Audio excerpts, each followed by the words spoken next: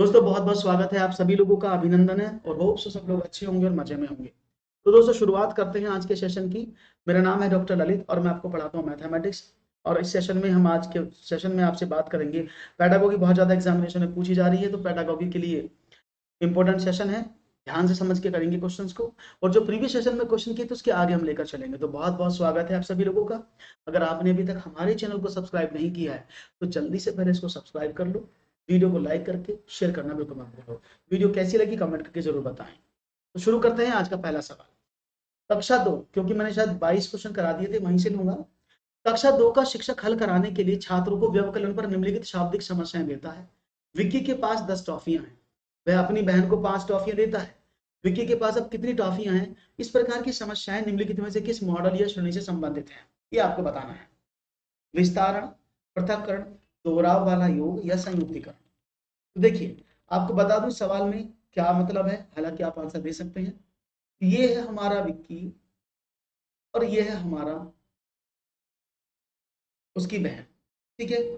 विक्की के पास 10 टॉफियां हैं, उसने अपनी बहन को 5 दे दी। तो 10 में से 5 कम हो गई तो उसके पास 5 बची ना। तो उसने अपनी टॉफी में से अगर किसी को दिया, दैट इज पृथक्करण, यानी उसकी टॉफियां उससे अलग हो गई। उसने अपनी चीज को किसी दूसरे को दे दिया, दैट इज क्या होता है? पृथक्करण। इसके साथ साथ अगर ये इसकी बहन के पास 5 टॉफियां होती और वो विक्की को दे देती, तो विक्की के पास टॉफियां बढ़ जाती, 15 हो जाती, तो तब होता विस्तारण। विक्की के पास 10 टॉफियां हैं और उसकी बहन के पास 5 टॉफियां हैं। विक्की और उसकी बहन दोनों के पास कुल कितनी टॉफियां हैं? जब वो दोनों को एक साथ जोड़ के बोलेगा तो संयुक्तिकरण। और रिपीटेड सम का मतलब होता है जब एक ही नंबर बार बार रिवाइज होता है, एक ही नंबर बार बार घूमता है। राइट ऑप्शन था पृथक्करण। एक और सवाल। निशांत ने एक सरल योग प्रश्न निम्नलिखित तरीके से हल किया, जैसे कि आपके सामने दिखाया गया। ये किस प्रकार की त्रुटि है? 49 में 85 को ऐड किया तो उसने 125 जोड़ के लिख दिया। ये गलत संक्रिया है, यह पुनर्वर्गीकरण की त्रुटि है, गलत कलन विधि है, या मूलभूत तथ्य त्रुटि है? Nishita, Nishant, solve a simple योग question in the following way. तो इनमें से आपको कौन सा जवाब सही लगेगा? वो रॉन्ग ऑपरेशन उसने किया है, उसने रिक्लासिफिकेशन रीग्रुपिंग की एरर को अपनाया है, उसने गलत कलन विधि यानी रॉन्ग एल्गोरिथम को यूज किया है, या उसकी जो बेसिक एरर्स है, बेसिक कॉन्सेप्ट है, वही खराब है। तो देखते हैं आपके क्या जवाब है। तो आपने कहा बिल्कुल सही जवाब है एकदम, क्योंकि गलत संक्रिया का मतलब होता है रॉन्ग ऑपरेशन, यानी उसको प्लस करने के लिए कहा गया, उसने गुणा कर दिया या उसने जोड़ दिया या उसने घटा दिया। यानी जो ऑपरेशन करना चाहिए था उसको छोड़कर अगर वो कोई दूसरा ऑपरेशन लगा देता है तो वो गलत संक्रिया में आता है। पुनर्वर्गीकरण की त्रुटि का मतलब होता है हासिल संबंधी त्रुटि, यानी बच्चा जब हासिल कैरी या बोरो लेने में दिक्कत करता है और उन सवालों को गलत कर देता है तो हासिल संबंधी गलती को पुनर्वर्गीकरण की त्रुटि कहते हैं। अगर बच्चा पूरी एल्गोरिथम यानी स्टेप्स को चेंज कर देता है तो गलत करण विधि। और बेसिक एरर है जब बालक बेसिक ऑपरेशन में प्लस माइनस गुणा यानी पहाड़ा इनको नहीं पढ़ पाता है, या एक प्रश्न में मल्टीपल एरर्स करता है, तो उसको हम गलत यानी बेसिक एरर कहते हैं। जैसे यहाँ उसने देखा 9 और 5 14 होते हैं, गलत जोड़ दिया उसने, 5 लिख दिया, और 8 और 4 12 लिख दिया, हासिल को भी नहीं जोड़ा, है ना। तो उसने दोनों गलतियां एक साथ कर दी, तो कौन सी एरर होगी? मूलभूत तथ्य की त्रुटि, यानी बेसिक एरर या फंडामेंटल एरर भी इसको हम कह सकते हैं। एक और सवाल। किसी प्राकृतिक संख्या का प्रत्येक अंक या तो 3 है या 4 है। यह संख्या 3 और 4 दोनों से विभाजित होती है। ऐसी सबसे छोटी संख्या क्या है? 333, 444, 44 से 4444। एक डिजिट है, वो 3 और 4 दोनों से डिवाइड है, नेचुरल नंबर है। इनमें से वो कौन सी डिजिट होगी? देखो, आप सभी जानते हैं 3 और 4 की अगर मैं बात करता हूं तो 3 और 4 का आप क्या करेंगे? डिविजिबिलिटी रूल फाइंड करेंगे। 3 का डिविजिबिलिटी रूल कहता है कि संख्या के अंकों का योग 3 से कट जाए। जैसे ये वाला कट जाएगा 3 से, ये वाला भी 3 से कट जाएगा, ये वाला 3 से नहीं कटेगा, और 4 चौक 16 ये भी नहीं कटेगा, तो 2 नहीं कटेंगे। अब 4 से चेक कर लो।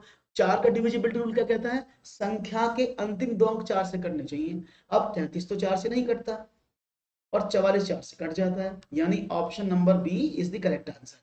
So you can normalize these things, you can normalize the question and you can get the answer. Right option है option number B, not D. Shweta, it's B not D. Okay, क्योंकि 444 3 से भी कटेगा, 4 से भी कटेगा, जबकि ये नंबर 4 से तो डिविजिबल है, 3 से नहीं कटेगा। क्लियर है? एक और अंकिता 56 को 506 के रूप में और 25 को 205 के रूप में लिखती है, और किस प्रकार शिक्षक उसकी सहायता कर सकते हैं। अंकिता ने स्थानीय मान की अवधारणा को ठीक से नहीं समझा है। अंकिता ने अभी तक 100 तक गिनती नहीं सीखा है। अंकिता को लगता है कि वह कभी भी गणित का अध्ययन नहीं कर पा सकती। अंकिता एक लापरवाह लड़की है, वह कभी भी अध्ययन की ओर ध्यान नहीं देती है। तो इनमें से देखते हैं, इनमें से आप कौन से सवाल को, कौन से प्रश्न के जवाब को सही समझने की कोशिश करते हैं। तो देखो, मैंने आपको पहले भी बताया है कि जब बालक कोई ऐसी गलती करता है कि जहां पर उसको लगे कि जीरो का वो सही यूज नहीं कर रहा है, जैसे 56 में से जीरो को खा गया, 506 लिख दिया, या 506 लिखते समय 506 बोला, वो जीरो को काट गया उसमें से। तो जब बच्चा ऐसी गलती करता है, पूजा बहुत दिनों बाद आई है कैसी हैं, तो उसको क्या बोलते हैं, उसको बोलते हैं स्थानीय मान की गलती, यानी उसके स्थानीय मान की संकल्पना गलत है। तो टीचर उसे स्थानीय मान समझा सकता है, सिखा सकता है और बता सकता है। राइट ऑप्शन था ऑप्शन नंबर ए। ये सवाल इसलिए मैंने कल पढ़ाए थे, इनमें से 5-6 सवाल, वो इसलिए मैं दोबारा से ले रहा हूँ सवालों को, क्योंकि बहुत अच्छे क्वेश्चन है, कॉन्सेप्ट क्वेश्चन है, इसलिए इनको यहाँ पर लिया जा रहा है। जब मार्बल या मनका आदि की सहायता से विशाल को पढ़ाया जाता है, तब वह अच्छी तरह से पाठ को समझता है। उसे मार्बल का उपयोग कर पुनरावृत्त घटाव की तरह विभाजन करना पढ़ाया गया है। तो विशाल को क्या है, डिसलेक्सिया है, विशाल को गणन विकार है, विशाल गतिपरक यानी काइनेस्टिक बच्चा है, या बहुत ही बुद्धिमान बच्चा है। इनमें से क्या जवाब चाहेंगे आप, कि अगर जब मार्बल और मनका की सहायता से विशाल को पढ़ाया जाता है, तब वह अच्छी तरह से पाठ को समझ लेता है। और ये मैंने आपको बताया था कि 3 प्रकार के बच्चे आपको देखने को मिलेंगे। एक बच्चे दृश्यात्मक होते हैं, एक बच्चे श्रव्यात्मक होते हैं, और एक बच्चे होते हैं गतिपरक। इसको अंग्रेजी में बोलते हैं विजुअल, इसको बोलते हैं ऑडिबल, और इसको बोलते हैं काइनेस्थेटिक। तो बच्चा कैसा है, राइट ऑप्शन ये बी है यहाँ पर, है ना। इसको आप ए ऐसे मान लो, ए बी सी, अभी ठीक है ना, मैं ऐसे लिखता हूँ, सर गलत हो गया। तो ये क्या है, ये गतिपरक बच्चा है। अब इस दृश्य वाले बच्चे कैसे होते हैं, दृश्य वाले बच्चे सिर्फ चीजों को देखकर ही समझ लेते हैं और पहचान लेते हैं, उनकी आइडेंटिफिकेशन कर लेते हैं और नॉलेज ले लेते हैं। जैसे कि बच्चा चार्ट देखता है, मॉडल देखता है, या कोई ग्राफ देखकर प्रेडिक्ट करता है, वो सब क्या दृश्यात्मक में आता है। श्रव्यात्मक जो बच्चे होते हैं, वो क्या होते हैं, वो अधिकांश एग्जाम्पल उसका क्या है कि वो जोर जोर से बोल के पढ़ते हैं। जब बच्चा जोर जोर से बोल के पढ़ता है, तो आपने कई बार नोट भी किया होगा, आपके चारों ऐसे बच्चे पाए जाते हैं जो बोलकर पढ़ते हैं, याद करते हैं बोलकर। तो वो क्यों करते हैं, क्योंकि उन्हें सुनना पसंद है। जब वो बोलते हैं तो वो कान से सुनते हैं और देन वो समझते हैं। लेकिन गतिपरक बच्चा क्या होता है, जिसको काइनेस्थेटिक बच्चा कहा जाता है। काइनेस्थेटिक बच्चे वो होते हैं जो चीजों को देखते भी हैं, सुनते भी हैं, लेकिन जब तक वो चीजों को छूते नहीं है, यानी उनका स्पर्श नहीं करते हैं, तब तक उन्हें वो चीज समझ में नहीं आती है। तो ऐसे बच्चे जो मूर्त वस्तुओं को छूकर स्पर्श करके समझते हैं, उन बच्चों को काइनेस्थेटिक बच्चा कहा जाता है। तो राइट ऑप्शन था सी, यानी सही का, सभी का एकदम करेक्ट आंसर जिन्होंने सीखा है, दैट्स गुड। एक और सवाल, मानसिक गणित नहीं है, इनमें से कौन सा मेंटल मैथमेटिक्स नहीं है। तार्किक रूप से सोचना, छात्रों की समझ का स्तर बढ़ाना, गैर आनंददायक और छात्र मानसिक गणित करने का मजा पसंद करते हैं, और मूलभूत गणितीय संकल्पनाओं को स्मरण करना, और सारणी रटंत रूप में जानना। तो इनमें से आपको कौन सा ऑप्शन करेक्ट लगता है, ये आपको बताना है। देखते हैं जवाब क्या मिलता है आप लोगों का, क्या होगा सही जवाब। देखो, मानसिक गणित मेंटल मैथमेटिक्स में हम बच्चे को जो प्राथमिक स्तर पर पढ़ाते हैं, वो मेंटल मैथमेटिक्स यानी मानसिक गणित होता है, जिसमें बच्चे की क्या करता है, उसका नेचर कैसा होता है, तार्किक। तो तार्किक रूप से सोचना ही सिखाया जाता है मानसिक गणित में, एकदम सही बात है। स्तर को बढ़ाना बिल्कुल सही बात है। आनंददायक और छात्र मान, बिल्कुल, क्योंकि अगर आप उसको आनंददायक एक्टिविटी में पढ़ाएंगे, तो बालक मानसिक रूप से गणित करने का मजा पसंद कर। जैसे कि आपको कोई चीज समझाई जाए बेसिक से, आप समझ नहीं पाते हैं, लेकिन उसकी अगर ट्रिक बता दी जाए तो आप उसको, आपको आनंद आता है, आपको आनंद की प्राप्ति होती है। तो ये काम भी होता है मानसिक गणित में, क्योंकि ट्रिक का जन्म जो हो तार्किक रूप से दिया जाता है। लेकिन एनसीएफ साफ साफ मना करता है कि रटना मना है, स्मरण मरना है। आपको रटन यानी रूट लर्निंग प्रोहिबिटेड है, आपको मेमोराइज करना प्रोहिबिटेड है। आपको जो भी समझना है, तार्किक का मतलब होता है कंसेप्चुअल समझना, ना कि रट के समझना। इसलिए ऑप्शन नंबर डी गलत है, इसमें ये मानसिक गणित का पार्ट नहीं माना जाएगा। ओके, एक और, कक्षा 3 के छात्र को गुणन पढ़ाने के विभिन्न प्ररूप नीचे दिए गए हैं। लेकिन वो अनुक्रमिक क्रम में नहीं है। चरणों को सही क्रम का चयन करके करें। क्या करें? समीकरण का उपयोग करके बार बार योग, उदाहरण के लिए 6 + 6 + 6 = 18। पहाड़ों का उपयोग करके 2 एकल अंकों की गुणन, बार बार योग के संक्षिप्त रूप से गुणन, उदाहरण के लिए 6 + 6 + 6 = 6 × 3 = 18। कहानी के माध्यम से बार बार योग को पढ़ना। मैं ऑप्शन लिख देता हूं। Option A is CBDA, option B is DABC, option C is BCDA, option D is DCBA। These are 4 options. तो देखते हैं आपका जवाब क्या मिलता है। क्वेश्चन नंबर 28 है यहाँ पर। इनमें से कौन सा सही क्रम होगा? यू हैव टू आइडेंटिफाई, इनको क्रम में लगाना है, कौन सा क्रम से। और ऐसे क्वेश्चन बहुत ज्यादा पूछे जाएंगे एग्जाम में, क्योंकि अब जो क्वेश्चन आपको सीटेट में आ रहे हैं वो इस तरह के क्वेश्चन आ रहे हैं कि वहां पर आपको पढ़ने में ज्यादा समय लगेगा और you have to identify and think logically. Direct question नहीं पूछे जा रहे हैं। तो देखते हैं जवाब क्या है। तो आपको बता दें, इसका सही जवाब है ऑप्शन नंबर डी, एकदम करेक्ट जवाब है। क्योंकि सबसे पहले जब बच्चों को आप सिखाते हैं तो वो कहानी के माध्यम से उनको चीजें पढ़ाई जाती है। पहला स्टेप होता है कहानी के माध्यम से। उसके बाद वह बार बार जोड़ने के रूप में गुणन को पढ़ता है, जिसको बोलते हैं रिपीटेड सम। यही है रिपीटेड सम, कहते हैं ना दोहराव वाला योग, वो यही है कि 6 + 6 + 6 को 3 बार जोड़ो या 6 की गुणा 3 बार कर दो तो 18 आता है। दूसरे नंबर पर वो इसको पढ़ते हैं। तीसरे नंबर पर पढ़ते हैं पहाड़ों का उपयोग करके गुणन को करना। चौथे नंबर पर पढ़ते हैं समीकरण। देखो, अगर इसमें से मैं समीकरण हटा दूं ना, इक्वेशन हटा दूं, तो ये ऑप्शन नंबर 2 बन जाएगा। लेकिन क्योंकि समीकरण का उपयोग लिखा है, तो समीकरण जो है कक्षा 3 के बच्चे के लिए सबसे लास्ट में सिखाई जाती है, पहले इक्वेशन नहीं सिखा सकते। तो राइट ऑप्शन था option number D. One more. कक्षा में गणितीय दीवार का निर्माण करने से छात्रों को सहायता मिलती है। क्या सहायता मिलती है? गणित में कठिन अवधारणा को समझने में, कक्षा में अपनी स्थिति के बारे में जानने में, अपनी उपलब्धियों का प्रदर्शन करने में, या अन्य लोगों के साथ विचार और समस्याएं साझा करने में और अपनी रचनात्मक क्षमता का प्रदर्शन करने में। सबसे ज्यादा कहाँ उपयुक्त होती हैं चीजें, ये आपको बतानी है। तो गणित दीवार, मैथमेटिक वॉल, तो इसका कॉन्सेप्ट भी आपको बता देता हूं। Mathematic wall is nothing, mathematic wall में बना के दिखा देता हूं। ये एक ऐसा दीवार ले लो या बोर्ड ले लो, इस पर हम क्या करते हैं, एक टॉपिक चूज कर लेते हैं। जैसे मैंने कहा कि आज का टॉपिक रहेगा LCM HCF। तो एक एक बच्चा क्लास में से आएगा, अपना नाम लिखेगा और उस तथ्य के बारे में वो क्या जानता है उस पर लिख देगा। दूसरा बच्चा आएगा, वो भी लिख देगा इसके बारे में जो जानता है, तीसरा भी, और वो सबको दिखता रहेगा जितने बच्चे बैठे हैं। कंडीशन ये है कि जो बच्चा पहली बार लिखेगा, दूसरा बच्चा उसको रिपीट नहीं कर सकता। इससे क्या मिलता है? इसका मतलब क्या होता है? इसका मतलब होता है कि बालक क्रिएटिव सोचते हैं, रचनात्मक करते हैं कि इसने ये लिख दिया, मुझे क्या नया लिखना है। तो उनकी रचनात्मक क्षमता बढ़ती है और दूसरे ने क्या लिखा उसको उनको याद भी हो जाता है, समझ में आ जाता है। तो गणित दीवार का फायदा क्या है? अन्य लोगों के साथ विचार और समस्याओं को साझा करने के लिए और अपनी रचनात्मक क्षमता का प्रदर्शन करने में आप गणित दीवार का प्रयोग करते हैं। बिल्कुल सही कहा आपने, राइट ऑप्शन है ऑप्शन नंबर डी। शिक्षक समूह में काम कर रहे छात्रों का अवलोकन कर रहा है। उसका अवलोकन समूह में सहयोग और सहकार, प्रत्येक छात्र की एकाग्रता, रुचि, गतिविधि में एक एक छात्र भागीदारी पर केंद्रित है। इस गतिविधि के माध्यम से वह क्या करने का प्रयास कर रहा है? छात्रों का योगात्मक आकलन, छात्रों का रचनात्मक मूल्यांकन, समूह में काम करने के लिए छात्रों को प्रशिक्षण देना, या जीवन कौशल में छात्रों को प्रशिक्षण देना। Good evening Damini.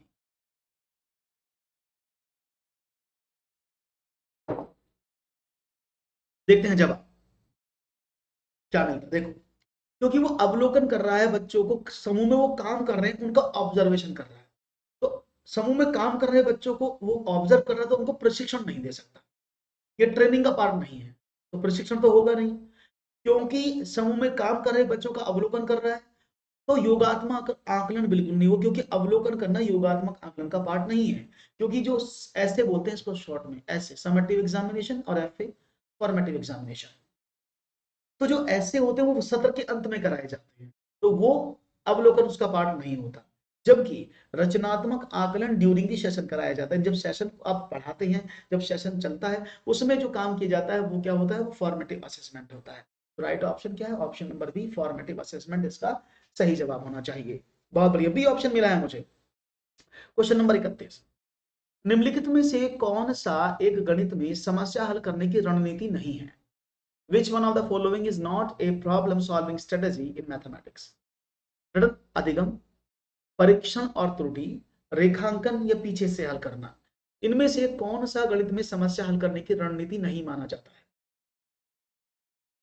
और अभी मैंने बताया है कि आपका जो एनसीएफ है, एनसीएफ 2005, अभी तक तो वही चल रहा है।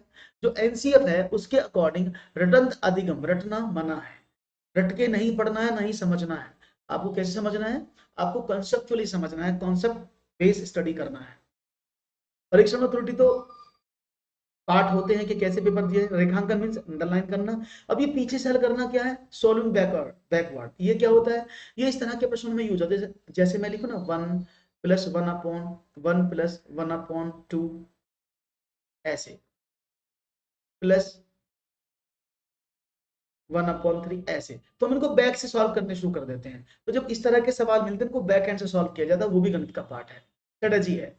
लेकिन रणनीति अधिगम जो है वो स्ट्रेटजी रणनीति नहीं होती। बहुत बढ़िया। 31 का राइट ऑप्शन सी। 5वीं कक्षा की पाठ्य पुस्तक में दी गई निम्नलिखित समस्या पढ़ें। 2 सेंटीमीटर बराबर 1000 किलोमीटर के पैमाने के साथ मानचित्र दिया गया है। यदि मानचित्र की दूरी 2.5 सेंटीमीटर है तो किलोमीटर में दो स्थानों की बीच की वास्तविक दूरी किलोमीटर में कितनी है? यह समस्या है। ये किस तरह की समस्या है? एक, समस्या हल करने का कौशल बढ़ाना है, प्रकृति में अंतः विषयी है, प्रकृति में अन्वेषणात्मक है, या उच्च स्तरीय चिंतन कौशल पर आधारित है। तो देखते हैं आपका जवाब क्या मिलता है। इनमें से कौन सी समस्या है कि एक समस्या 2 सेंटीमीटर बराबर 1000 किलोमीटर है और मानचित्र पर वो दिया गया है। यदि मानचित्र की दूरी 2.5 सेंटीमीटर हो तो किलोमीटर में दोनों स्थानों के बीच की वास्तविक दूरी कितनी होनी चाहिए? ये सवाल है। ये समस्या कैसी है? ये समस्या हल करने का कौशल बढ़ाना है, ये प्रकृति में अंतर विषयी है, प्रकृति में अन्वेषणात्मक है, यानी इंग्लिश में बोलते हैं increase problem solving skills, interdisciplinary in nature, exploratory in nature, based on high level thinking skill. तो यहां पर सब लोगों ने अपना अपना जवाब देने का कोशिश किया है और मैं आपको बता दूं ये जो जवाब है, ये जवाब आप लोगों का अधिकतर गलत है। जिन्होंने कहा है ऑप्शन नंबर डी वो गलत जवाब है। अच्छा, जिन्होंने ए कहा है वो भी गलत जवाब है, और जो बोल रहे हैं ना सी, चलो उनका भी गलत जवाब है। तो सही क्या है? प्रकृति में अंतः विषयी समस्या है, मल्टी डिसिप्लिनरी बोलते हैं इसको, या इसको इंटर डिसिप्लिनरी बोलते हैं। इंटर डिसिप्लिनरी का मतलब क्या होता है कि एक समस्या इंटर डिसिप्लिनरी कब मानी जाएगी? कि एक समस्या एक विषय जब दूसरे विषय के साथ जोड़कर समझाया जाता है तो ऐसी समस्याओं को अंतर विषयी समस्या कहा जाता है। जैसे कि यहाँ पर लिखा है, अगर हम मानचित्र की बात करेंगे, मानचित्र पर तो ये समस्या ज्योग्राफी की है, भूगोल की है ना। लेकिन उसने कहा है कि दो स्थानों के बीच की दूरी कितनी, यह गणित की समस्या है, तो गणित को ज्योग्राफी के साथ इंटीग्रेट करके समझाया जा रहा है। तो जब गणित और ज्योग्राफी, मैथ्स और ज्योग्राफी, भूगोल और गणित एक साथ ले लिए, जब दो विषय एक साथ आ जाते हैं तो उस समस्या को अंतर विषय समस्या कहते हैं। हाँ, ये ईवीएस में भी ऐसे क्वेश्चन दिखी थी। हाँ बिल्कुल। ओके है। एक और, गणितीय शब्द संदर्भित करता है, mathematic terms refers to calculator, ruler, फीता, पैमाना, चांदा, दिक्सूचक आदि। भाषा, लिखित सामग्री, लिखित प्रतीकों को अपने उद्देश्य की स्थापना करने वाले सार्थक शब्दों, निर्देशों सहित सभी प्रकार की सामग्रियां। जियो बोर्ड और उडी मॉडल, धनात्मक क्षणें आदि जैसी भौतिक समग्र राशियां, सूत्रों और अवधारणाओं, ग्राफ पेपर, बिंदु युक्त चादरों आदि पर आधारित रेखाचित्र। इनमें से कौन सा है जो गणितीय शब्द को संदर्भित करता है? बिल्कुल सही कहा। इनमें से कौन सा शब्द है जो गणित को संदर्भित कर रहा है, मैथमेटिक्स को संदर्भित कर रहा है? हालांकि चारों ऑप्शन सही हैं, इनमें से कोई भी ऑप्शन गलत नहीं है, लेकिन आपको ये बताना है सबसे एप्रोप्रिएट आंसर कौन सा, which one is the appropriate. और आपने कहा सर ये तो हम जानते हैं, जब ऐसे उत्तर मिलते हैं ना तो हमसे कहा गया था कि सबसे बड़ा वाला लगा दो, और एकदम सही सुना है आपने, इसका आंसर यही होगा, दैट इज बी। क्योंकि भाषा, लिखित सामग्री, लिखित प्रतीक, उद्देश्यों की स्थापना करने वाले शब्द, सार्थक, निर्देश सहित सब प्रकार की सामग्रियां, तो ये जितनी भी सामग्रियां, कैलकुलेटर, रूलर, फीता, पैमाना, ये सब क्या है? ये मटेरियल है, टीएलएम है। तो ये सब इसके अंदर कवर हो जाएंगे। जियो बोर्ड भी एक टीएलएम है, उड़ी मोड धनात्मक क्षण, ये सब क्या है, ये सब सामग्रियां हैं जो इसमें कवर होगी। उसमें लिखित भाषा, सामग्री, लिखित प्रतीक, ये सब इसके अंदर आ जाते हैं। तो राइट ऑप्शन था ऑप्शन नंबर बी। बिल्कुल सही कहा आपने, जिन्होंने बी कहा है एकदम सही है। एक और सवाल आपके स्क्रीन पर लेता हूं, ये रहा। बहुत सारी गणित जानने की तुलना में किस प्रकार गणितीयकरण करना है जानना अधिक उपयोगी है। यह वक्तव्य किसके द्वारा दिया गया है? ये चारों बहुत ऐसे सवाल बहुत ज्यादा एग्जाम में आ रहे हैं, ऐसे सवाल बहुत ज्यादा एग्जाम में पूछे जा रहे हैं, जहां पर आपको चार चार मनोवैज्ञानिक या चार चार गणितज्ञों का नाम दिया जाता है और पूछा जाता है कि इसने क्या किया। हाँ, तो ये आपको पता होना चाहिए कि ये क्या है। जब तक आपको नहीं पता लगेगा तो दिक्कत हो जाएगी। तो राइट ऑप्शन क्या है बता देता हूं। देखो, अधिक गणित जानने की तुलना में आपको बहुत ज्यादा गणित आता है, आप सवाल बहुत ज्यादा हल करते हैं, इससे ज्यादा जरूरी है कि मैथमेटाइज कैसे हुआ, यानी वो सवाल बना कैसे, उसको सॉल्व करने का तरीका क्या था। तो गणितीयकरण करना सबसे ज्यादा उपयोगी है, और ये स्टेटमेंट दिया था डेविड व्हीलर ने, ठीक है ना। डेविड व्हीलर ने स्टेटमेंट दिया था। जॉर्ज पोलियो का सवाल अभी पीछे आया था एग्जाम में। जॉर्ज पोलियो के द्वारा क्या कहा गया था, गणित को निम्न स्तर, यानी जो निम्न स्तर उद्देश्य हैं और उच्च स्तरीय उद्देश्य हैं, जो लो लेवल ऑब्जेक्टिव हैं और जो हाई लेवल ऑब्जेक्टिव हैं, जॉर्ज पोलियो द्वारा उनको विभाजित किया गया था। तो गणित के निम्न स्तरीय उद्देश्य यानी शॉर्ट टर्म गोल और लॉन्ग टर्म गोल, इन दोनों को डिफाइन किया था जॉर्ज पोलियो ने। याद रहेगा क्या किया था, गणित के low level and high level objectives को जो डिवाइड किया था वो जॉर्ज पोलियो के द्वारा किया गया है, ठीक है। वान हाइले ने क्या किया था, आप सभी जानते हैं, वान हाइले पर भी सवाल हर किसी पेपर में वान हाइले से सवाल निकल रहा है। तो वान हाइले ने क्या कहा था, वान हाइले ने ज्यामिति स्तर के चिंतन के बारे में बात की थी। ज्यामिति स्तर के चिंतन, जिसमें उन्होंने कहा था level, geometry level of thinking, 0 से 4 तक उन्होंने इसमें लेवल बताया लेवल। और वाइगोत्स्की ने क्या किया था, समाज मिति का सिद्धांत, यानी जो सामाजिक अन्वेषण है, समाज में लोग रहते हैं, समाज में सीखते हैं, उसका सिद्धांत वाइगोत्स्की ने दिया था। तो ये सब आपको पता होना बहुत जरूरी है, क्योंकि डीप स्टडी अगर नहीं करोगे तो एग्जाम में प्रॉब्लम होगी पक्का।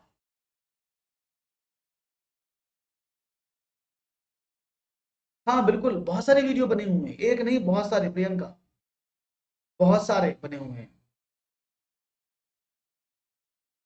बहुत बढ़िया गणेश, वेरी गुड। एक और क्वेश्चन है, शिक्षक ने छात्र से पत्तियां इकट्ठा करने और समरूपता पैटर्न की पहचान करने के लिए कहा। यह कार्य शिक्षक का प्रयास दर्शाता है, एक, गणितीय अवधारणाओं के साथ वास्तविक जीवन को अनुभवों से संबंधित करने का, अंतर विशेष दृष्टिकोण से परिचय बढ़ाने का, छात्रों के बीच रचनात्मकता बढ़ाने का, और गणितीय विचार में सुधार लाने का। तो देखते हैं जवाब क्या है। कंडीशन सवाल आपके सामने, एक शिक्षक ने छात्रों से पत्ते इकट्ठा करने और समरूपता पैटर्न की पहचान करने के लिए कहा। यह कार्य शिक्षक का दर्शाता है, क्या दर्शाता है समझने की कोशिश करना। इजी टू अंडरस्टैंड है, इजी टू इंप्लीमेंट है, आप इसको आसानी से कर पाएंगे अगर आप चाहेंगे। और आपने कहा ए ऑप्शन इसका होना चाहिए। बिल्कुल, देखो, क्योंकि बच्चा छात्र से पत्ते इकट्ठा दैनिक जीवन से जोड़ने की कोशिश कर रहा है, लेकिन दैनिक जीवन से जोड़ने से पहले जरूरी है वो समस्या किस प्रकार की है जानना। तो ये समस्या कैसी है, अंतर विषयी दृष्टिकोण से परिचय कराने का। क्योंकि जो पत्तियां हैं, आप अगर मैं आपको प्रॉब्लम बताऊं, तो पत्तियां ईवीएस के पार्ट में आती हैं, हालांकि पत्तियों का अध्ययन साइंस में किया जाता है, लेकिन हम आपके सिलेबस के अकॉर्डिंग ईवीएस का भाग है पत्तियां। किस तरह की पत्ती, इन पत्तियों को पढ़ाया जाता है ईवीएस में। और उन पत्तियों के आधार पर आप ढूंढ रहे हैं कॉन्ग्रुएंसी, है ना, आप कॉन्ग्रुएंसी लेवल ढूंढ रहे हैं, यानी आप ढूंढ रहे हैं कि कैसे इन पत्तों में ढूंढी जाए समरूपता। तो यानी गणित कर रहे हैं। तो ये समस्या किस तरह की होगी, तो बच्चों को अंतः विषय समस्या क्या है, उनका ऑब्जेक्टिव क्या है, ये बताने के लिए, फेमिलियरिटी बनाने के लिए इस सवाल को बताया गया। तो राइट ऑप्शन क्या है, ऑप्शन नंबर बी। तो अंतर विषय दृष्टिकोण से परिचय कराने का संबंध इस वाले सवाल से शिक्षक कराना चाहता है। ठीक है, आगे बढ़े, एक और सवाल। कक्षा 5 के विद्यार्थियों को गतिविधि दी जाती है, 2 × 2 × 2 का एक घन प्राप्त करने के लिए कितने इकाई घनों की आवश्यकता होगी। विद्यार्थियों को यह गतिविधि प्रदान करने का मुख्य उद्देश्य क्या है। कक्षा 5 के विद्यार्थी हैं, उनको गतिविधि दी जाती है 2 × 2 × 2 का एक घन प्राप्त करने के लिए कितने इकाई घनों की आवश्यकता होगी।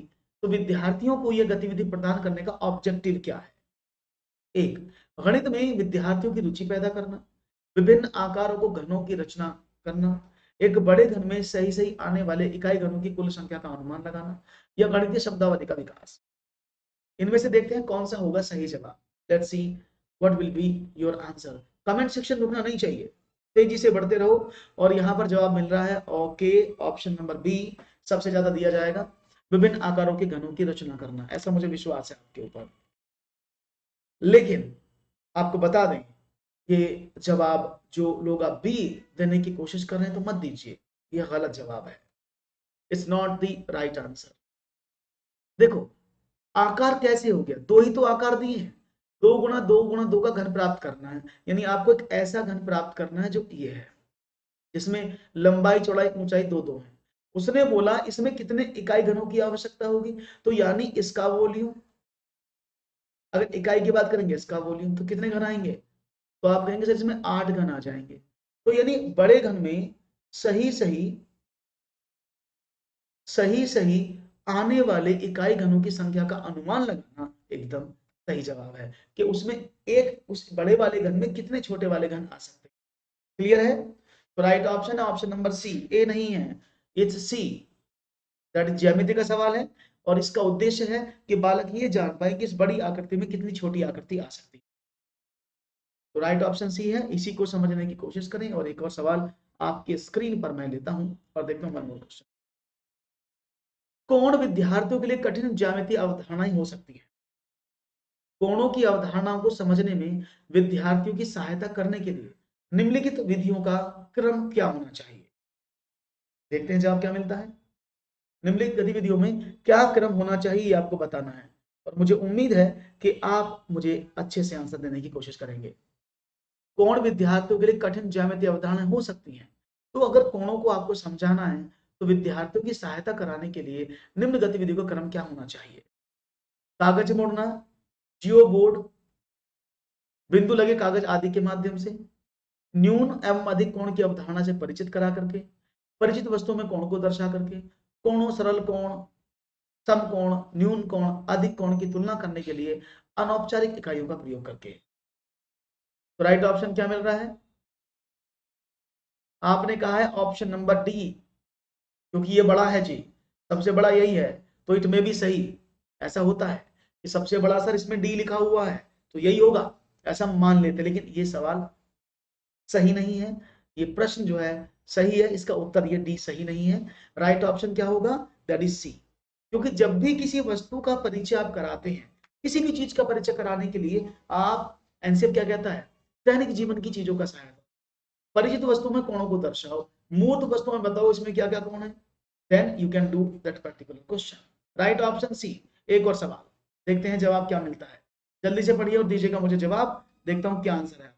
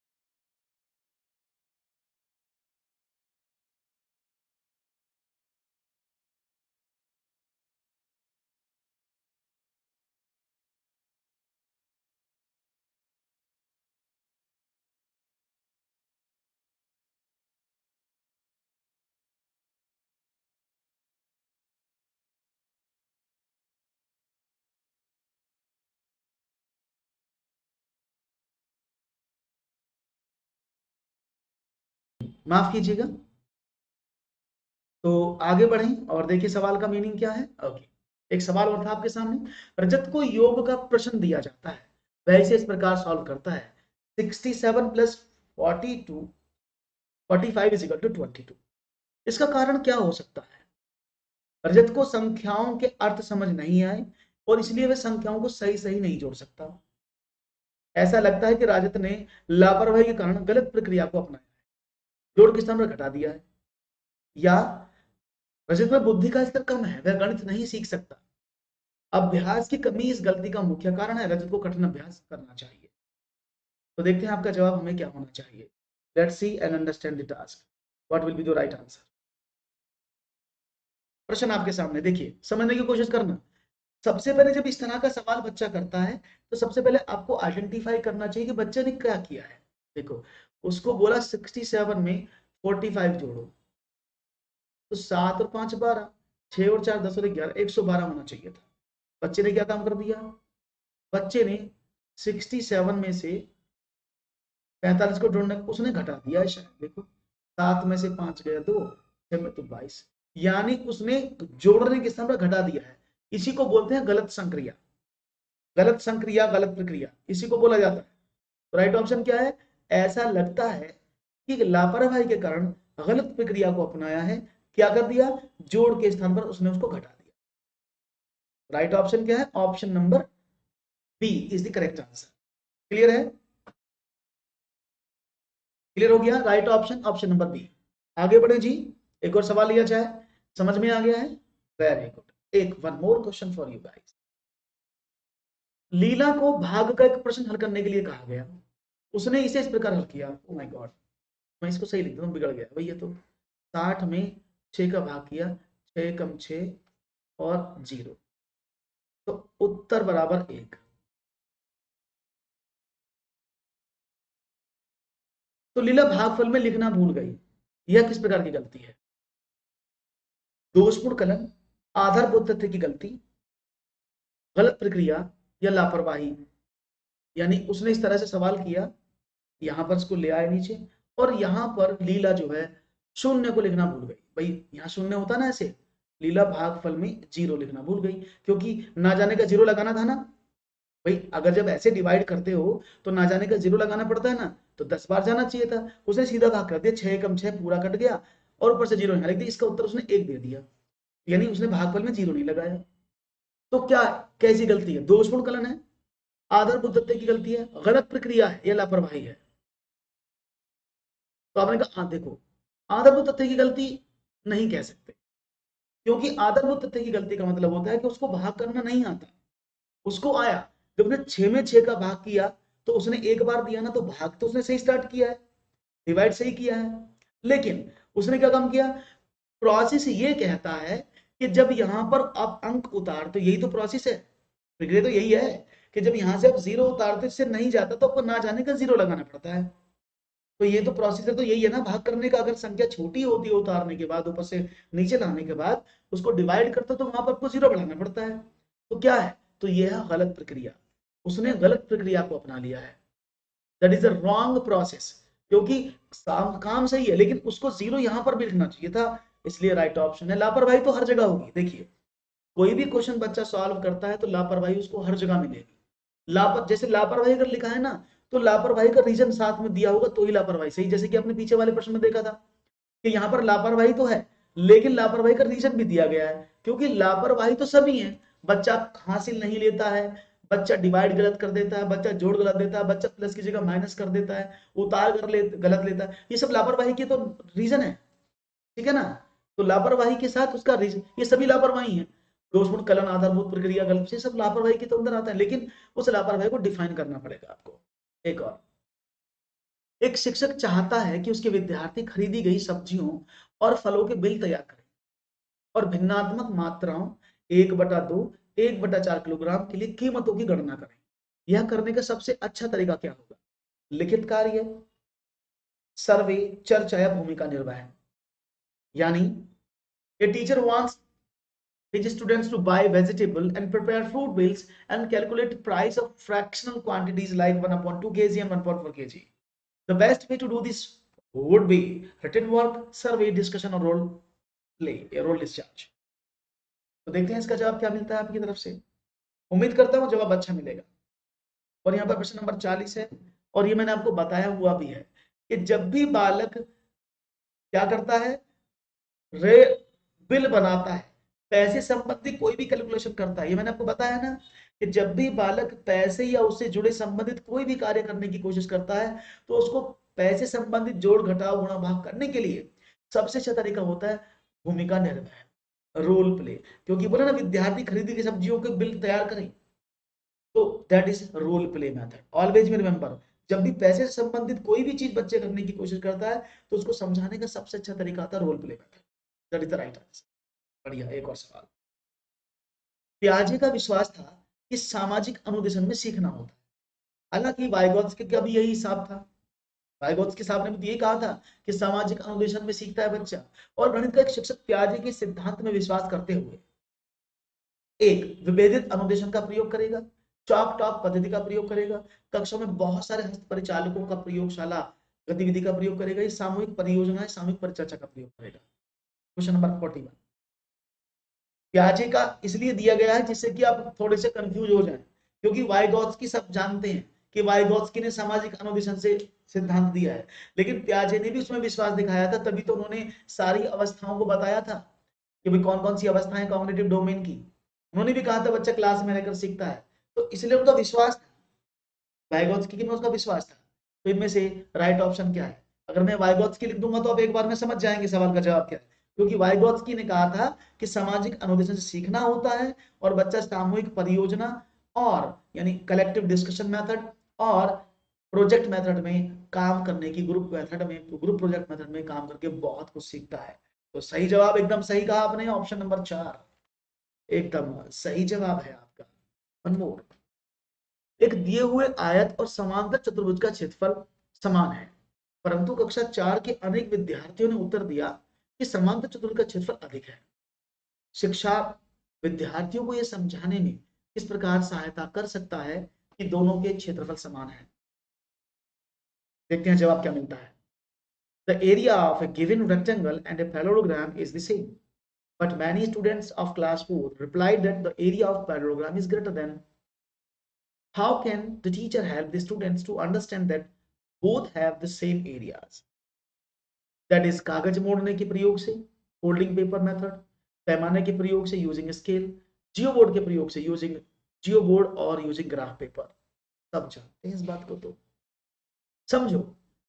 क्योंकि अगर बालक को आप बोलोगे कागज मोड़ने के प्रयोग से तो आयत और समांतर चतुर्भुज को मोड़ने के तरीके से आप नहीं सिखा पाओ, क्योंकि समांतर चतुर्भुज की शेप अलग होती है, आयत की शेप अलग होती है। पैमाने का प्रयोग करोगे फिर बच्चा कंफ्यूज होगा, क्योंकि आप बच्चे को समझाने की कोशिश कर रहे हो तो पैमाने को जानता ही है।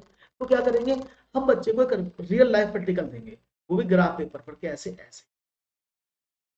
जैसे मैं इसको बनाने की कोशिश करूंगा, क्योंकि मेरे पास स्केल नहीं है तो सीधी लाइन तो नहीं होंगी, समझने की कोशिश करिएगा। टीचर ने ये वाला बना दिया ऐसे, एक ग्राफ पेपर ले लिया, ग्रिड पेपर ले लिया, उसने बोला देखो बच्चों में एक आपके सामने एक चित्र बनाता हूँ। बोले जी बनाओ। बोले ठीक है, ये मैं एक व्हाइट कलर का दिख रहा है ना आप लोगों को, ये मैंने बनाया। तो बेटा ये जो है एक आयत है, कितने कितने खाने लिए? बोले 3 खाने ऐसे लिए, 3 ऐसे लिए और 2 ऐसे लिए, क्योंकि आमने सामने की भुजाएं बराबर होती हैं।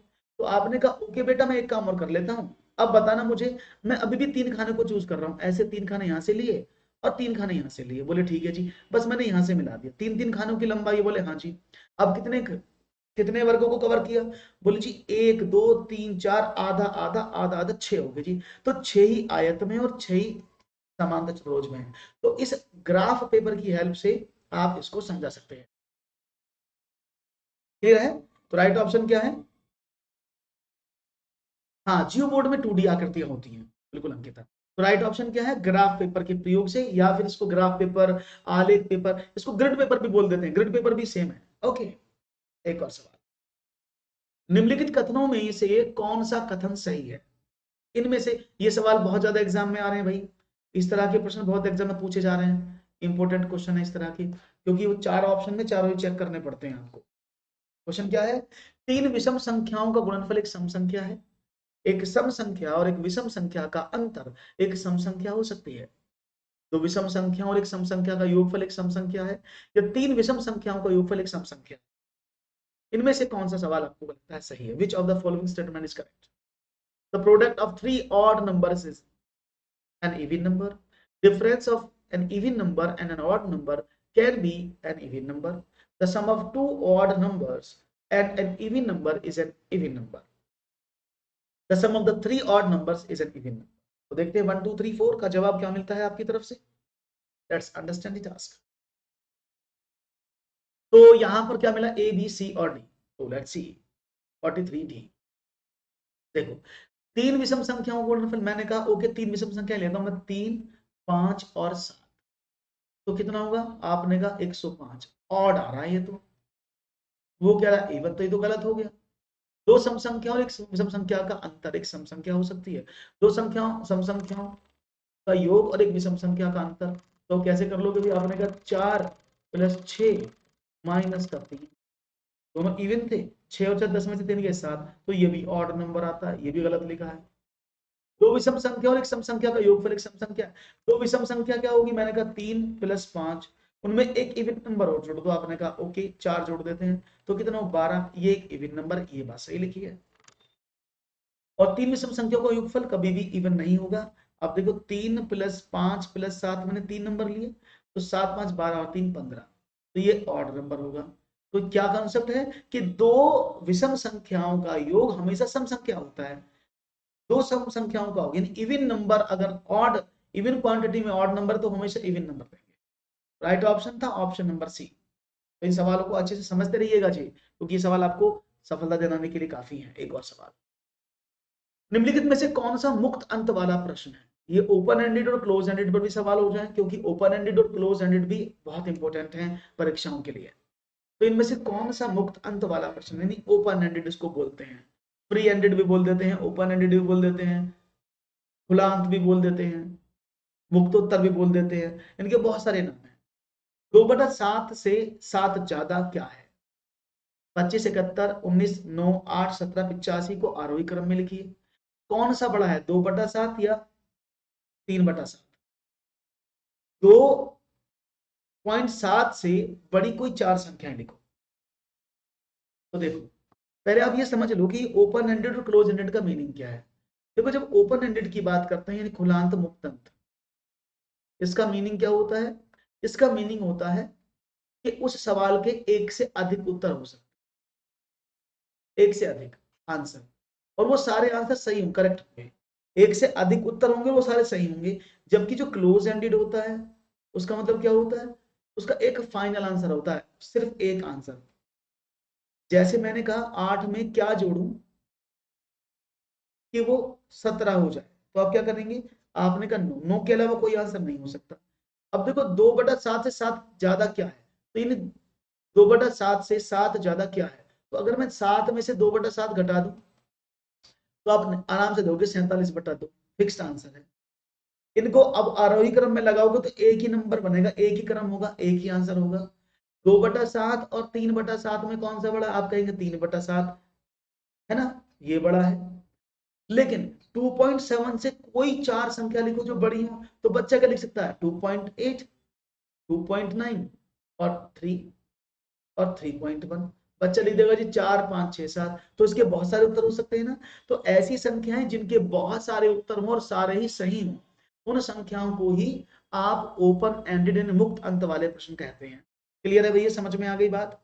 बहुत बढ़िया साहब. एक और सवाल, प्राथमिक स्तर का एक बच्चा है जो संख्या संक्रियाएं चिन्हों सिक्कों और घड़ी की सुइयों में अंतर स्थापित नहीं कर पाता. यह तथ्य इंगित करता है कि इस बच्चे को निम्नलिखित में से किस क्षेत्र में समस्या है. श्रवण स्मृति में, प्रक्रिया स्मृति में, दृश्य प्रकरण में या भाषा प्रकरण में.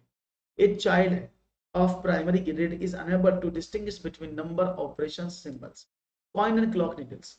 These facts indicate that this child has problem in which of the following areas.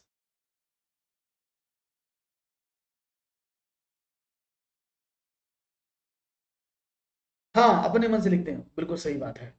तो श्रवण स्मृति, प्रक्रिया स्मृति, दृश्य प्रकरण या भाषा प्रकरण, auditory memory, processing memory, visual processing या फिर लैंग्वेज प्रोसेसिंग. तो यहां पर जवाब मुझे मिलेगा और देखेंगे क्या जवाब मिलेगा. Let's understand the task. See देखो बच्चा क्या कर रहा है, प्राथमिक कक्षा का बच्चा है जो संख्या संक्रियाओं चिन्हों सिक्कों में अंतर नहीं कर पाता, यानी वो देख दो सिक्कों को नहीं पहचान सकता छोटा बड़ा कौन सा है. वो प्लस और गुणा में अंतर नहीं स्थापित कर पाता। वो ये समस्या में प्रॉब्लम करता है कि ये टाइम कितना है और ये टाइम कितना है, छोटी बड़ी सुइयों में अंतर स्थापित नहीं कर पाता। तो उसे प्रॉब्लम क्या है, सुनने की, देखने की, समझने की। तो उसे देखने की प्रॉब्लम है क्योंकि उसे दिखने में सब एक जैसा लगता है। तो ये क्या है, विजुअल प्रोसेसिंग में उसको प्रॉब्लम है। दृश्यात्मक क्षमता उसकी कमजोर है। एकदम सही जवाब ने दिया है, विजुअल प्रोसेसिंग करेक्ट आंसर है। एक और सवाल, कक्षा में गणित मनोरंजनात्मक क्रियाकलाप तथा चुनौतीपूर्ण ज्यामितीय पहेलियों संबंधित क्रियाकलाप महत्वपूर्ण। जब क्लास में आप मैथमेटिक एक्टिविटी कराते हैं या फिर उनको चैलेंजिंग ज्योमेट्री पजल्स देते हैं, वो क्यों कराई जाती है, उनका क्या उद्देश्य है? एक, हाँ होगा होगा होगा श्रोता, होगा, पक्का होगा। वे गणित में कम सफल विद्यार्थियों तथा मंद गति से सीखने वाले विद्यार्थियों में रुचि उत्पन्न करने में सहायक होते हैं। वो विद्यार्थियों को उनकी गणित कक्षा की एक रूपता एवं दैनिक चर्या के कारण होने वाली ऊब से बाहर लाते हैं। वो प्रतिभाशाली विद्यार्थियों को उचित अवसर प्रदान करते हैं। वो प्रत्येक विद्यार्थी की स्थानिक व विश्लेषणात्मक शक्तियों को जागृत करते हैं। इनमें से कौन सा महत्वपूर्ण है?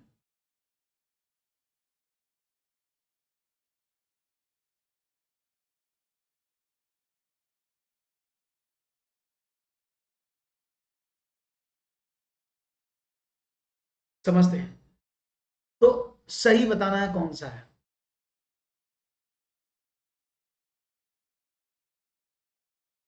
ओके,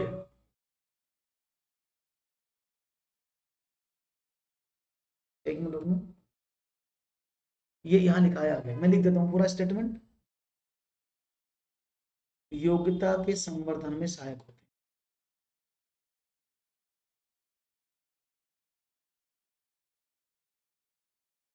एक्चुअली वो आगे चला गया इसका स्टेटमेंट।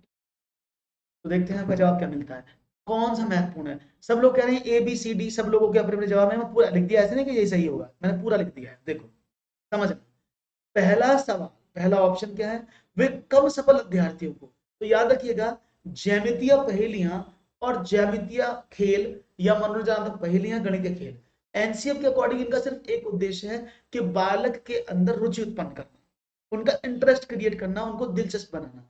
हालांकि यहाँ रुचि उत्पन्न कर रहा है, लेकिन वो स्पेशली कम सफल बच्चों के लिए नहीं होता, वो सभी बच्चों के लिए होता है। कक्षा में अवेलेबल जितने भी बच्चे हैं उन सबको वो सीखने के लिए प्रेरित करते हैं। तो इसलिए गलत हो गया क्योंकि कम सफल बच्चा लिखा है, जबकि पजल सभी के लिए होती है। दूसरा क्या था, वे विद्यार्थी उनकी गणित की कक्षा की एक रूपता और दैनिक चार्य, नहीं नहीं नहीं, उनका उद्देश्य बच्चों की एक रूपता दैनिक चार्य के होने का ऊब से बाहर लाना नहीं है।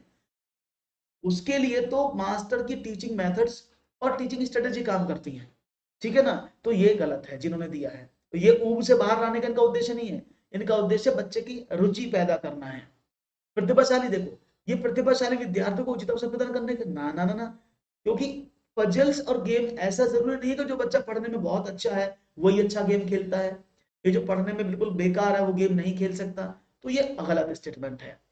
जबकि वो प्रत्येक विद्यार्थी की स्थानिक और विश्लेषणात्मक, यानी बच्चे जब पहेली को सुनता है तो उसकी स्थानिक ज्यामिति पहेलियां क्या है, मैंने बोला ज्यामिति में आकृतियां होती हैं, और आकृतियों किससे रिलेट करते हो आप, मैंने बोला है ना कि जब भी आकृतियों का जिक्र होता है तो स्थानिक समझ बढ़ जाती है। बताया था ना मैंने कि जब भी आकृतियों की जांच करा या आकृतियों को पढ़ने की कोशिश बच्चा करता है तो उसकी स्थानिक चिंतन बढ़ता है। और विश्लेषणात्मक क्यों, क्योंकि बहुत सारी गणितीय पहेलियां बिना एनालिसिस के नहीं होती, तो वो प्रत्येक विद्यार्थी की स्थानिक और विश्लेषणात्मक योग्यता के संवर्धन में सहायक होते हैं। राइट ऑप्शन था ऑप्शन नंबर डी। क्लियर है, हाँ ऐसे करना था। वन मोर क्वेश्चन, ये यहाँ लिखा था इसका आधा स्टेटमेंट, इसको काट देना, तो मैंने पीछे लिख दिया है। कक्षा 2 के विद्यार्थियों का सरल आकृतियों, उसके लंबों और किनारों से परिचय कराने का सबसे उत्तम उपकरण कौन सा है? शामपट का तल, जियोबोर्ड, 3D सैलिड्स के नोट्स और cubes. Question number 47, help in the promotion of aptitude in the best tool of to introduce class second student. याद रखना, जब भी ऐसा सवाल दिया जाए तो कक्षा को जरूर ध्यान में रखना है, क्योंकि विदाउट क्लास आप नहीं समझा सकते बच्चे को, क्योंकि हर क्लास पर उत्तर बदल जाता है, क्लास के आधार पर प्रश्न का उत्तर बदल जाता है। तो देखते हैं जवाब क्या मिलता है। तो विद्यार्थियों को सरल आकृति उसके लंब और किनारों से परिचय कराने का सबसे उत्तम उपकरण कौन सा है? शामपट का तल, जियोबोर्ड। तो ए शामपट का तल, देखो शामपट का तल अगर हम बात करते हैं तो श्यामपट्ट का तन यानी ब्लैक बोर्ड का जो फ्लोर है वो सिर्फ बच्चों को आयत आकृति को एक्सप्लेन कर सकता है, क्योंकि अधिकतर जो बोर्ड होते हैं 6x4 के, 6x2 के, 3x2 के ऐसे होते हैं। अब मैक्सिमम के वर्क करा सकता है, लेकिन उसको ज्यामिति आकृति दो ही नहीं पढ़नी है। जबकि जियो बोर्ड का जब यूज करते हो that is the tool. Jio board से आप समांतर चतुर्भुज यानी पैरेललोग्राम, सम चतुर्भुज यानी स्क्वायर, वर्ग, इन सब की त्रिभुज, इन सभी आकृतियों को एक्सप्लेन किया जा सकता है, उसके किनारों का परिचय दिया जा सकता है। तो राइट ऑप्शन है जियो बोर्ड। ये 3D सैलिड्स के नोट्स क्या है, क्योंकि कक्षा 2 का बच्चा है तो 3D तो यहाँ पर फिगर आएंगे नहीं, क्योंकि कक्षा 2 के बच्चे को 3D फिगर्स के बारे में नहीं पता होता है। और क्यूब जो है, क्यूब भी 3D में आता है, तो उसको भी आप नहीं लगा सकते। राइट ऑप्शन था जियो बोर्ड। क्लियर है? तो geoboard is the right answer. बिल्कुल। एक और, नीतू कक्षा 4 की छात्रा है, वह गणित के प्रश्न हल करते समय इस प्रकार की त्रुटियां करती हैं। 12 और 19 का अंतर निकालने के लिए 12 माइनस 19 बराबर माइनस का 7, उसके इस प्रकार हल किए गए उत्तर से स्पष्ट होता है कि क्या उसे घटाव की क्रिया नहीं आती है, उसके द्वारा हल किया गया प्रश्न सही नहीं है, इस प्रकार के प्रश्न उसकी पाठ्य पुस्तक से नहीं है, उसे घटाना तो आता है परंतु ये वो क्या रहा आगे, परंतु परंतु बड़ी संख्या से छोटी संख्या को घटाने का बोध नहीं है। ये नीचे वाले कैसे कट के आगे पहुंच रहे हैं, ये पूरा स्टेटमेंट है। सही करूंगा भाई, उसे घटाना तो आता परंतु उसे बड़ी संख्या से छोटी संख्या कैसे घटाना का बोध नहीं है। तो देखते हैं जवाब क्या मिलता है। तो इनमें से क्या है आपका ऑप्शन, तो बी ऑप्शन मुझे मिल रहा है। 48 की बात कर रहा हूं मैं, क्वेश्चन नंबर 48 आपके सामने है। इनमें से आप कौन से ऑप्शन को चूज करेंगे? उसे घटाव की क्रिया नहीं आती है, उसके द्वारा हल किया गया प्रश्न सही है, इस प्रकार के प्रश्न उसके पाठ्यक्रम में नहीं है, उसे घटाना तो आता है परंतु बड़ी संख्या से छोटी संख्या को घटाने का उसको बोध नहीं है। समझ लो, उसने बोला है 12 और 19 का अंतर। तो याद रखने का, जब भी डिफरेंस आता है तो हमेशा पॉजिटिव आता है। अगर मैं ये लिखूं 12 माइनस 19 बराबर minus 7, that is fine, okay, एकदम करेक्ट है। लेकिन अगर मैं बोलूं 12 और 19 का अंतर कितना है, तो हमेशा आपको 19 से 12 को कम करना पड़ता है। याद है ना, डिफरेंस निकालते समय बड़ी संख्या से छोटी संख्या को घटाना होता है और डिफरेंस हमेशा पॉजिटिव में आता है। राइट ऑप्शन क्या था? Option number D. उसे घटाना तो घटा, तो उसने सही है ना। देखो 12 में से 19 घटाया, माइनस का 7 रेखा घटाया, सही है। लेकिन प्रॉब्लम क्या है कि अंतर निकालते समय बड़ी संख्या से छोटी संख्या को घटाया जाता है, उसको इस चीज का बोध नहीं था, इसलिए राइट ऑप्शन ऑप्शन नंबर 4। एक और सवाल, ये देखो, ये एक एक लाइन आगे आ रही है, इसको हटाऊंगा। फरहान ने विद्यालय के पुस्तकालय में जानने पर यह पाया कि कहानी अनुभाग में रखी 100 पुस्तकें नष्ट हो गई हैं।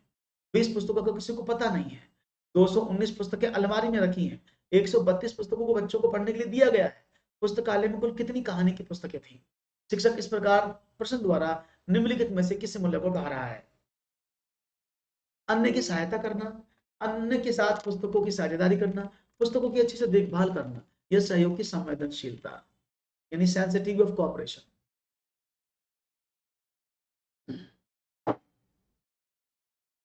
देखता हूं जवाब क्या मिलता है आपका। लेट्स सी क्या होगा जवाब। सहयोग की संवेदनशीलता, अन्य की सहायता करना, अन्यों के साथ पुस्तकों की साझेदारी करना, पुस्तकों की अच्छी तरह से देखभाल करना। तो यहाँ पर सहयोग की संवेदनशीलता मुझे जवाब मिल रहा है। क्वेश्चन नंबर 49 है और आपका जवाब कुछ इस तरह से आया है, डी। लेकिन मैं आपको बता दूं, यहां पर कोऑपरेशन की कहीं भी बात नहीं हो रही है। कहीं बात हो रही कोऑपरेशन की? नहीं।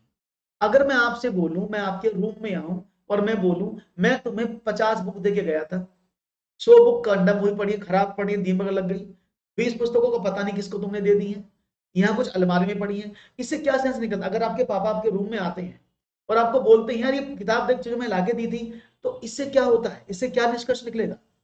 उनका इनडायरेक्ट वे में क्या सेंस है आपसे कहने का? किस इथिक्स को पढ़ाना चाहते हैं? कि आप अपनी किताबों की अच्छी तरह से देखभाल करो। तो ये पुस्तकों की अच्छी देखभाल करने का इथिक्स बताता है कि मैं इतनी सारी बुक थी, 100 नष्ट हो गई हैं, 20 वहां पड़ी हैं, 29 का पता नहीं है। तो मतलब क्या है, आप अपनी चीजों को अच्छी तरह से देखभाल करो, अपनी किताबों को अच्छी तरह से देख रेख करो। राइट ऑप्शन था ऑप्शन नंबर सी। ठीक है, अन्य की सहायता, सहायता कहां कर रहे हो? किसी को सहायता थोड़ी कर रहे हैं। राइट ऑप्शन था। आप बिल्कुल जनरल लाइफ में एग्जाम्पल लिया करो, आपके सारे सवाल एकदम करेक्ट हो जाएंगे। क्वेश्चन नंबर 50, आकृतियों के निम्नलिखित पहलुओं में से किसका प्राथमिक स्तर से कोई संबंध नहीं है? इनमें से कौन सा जिसका प्राथमिक स्तर से संबंध नहीं माना जाता है? प्रतिरूप यानी पैटर्न, कोण, सममिति या चौपड़। इनमें से प्राथमिक स्तर पर किसका संबंध नहीं माना गया है? Which of the following aspect of shapes has no relation with primary level? Is pattern, angle, symmetry और चौपड़। चौपड़ को टेसिलेशन भी बोलते हैं।